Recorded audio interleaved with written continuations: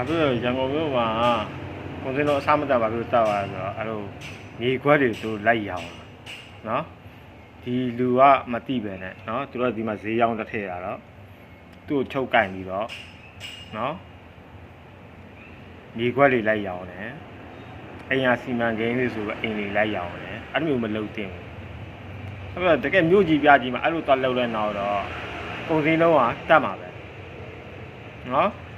ရန်ကုန်တိုင်းနေပညာရေးရှင်းတဲ့သွားတယ်ကိုနေနေတယ်ဆိုရင်ကိုရဲ့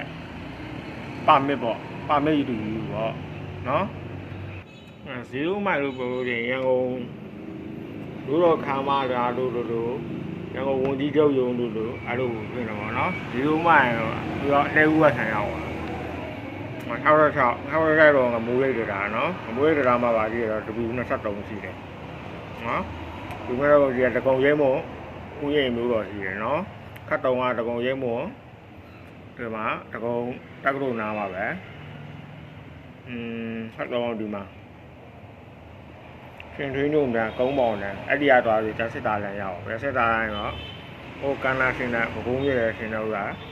ပုံနမီတို့နော်မင်းရောတို့နော်ကျွန်တော်မင်းသားကြီးတို့အဲ့ဘကုံးရဲကြောင်းလမ်းရောက်အောင်ပါတော်မူပါမှာ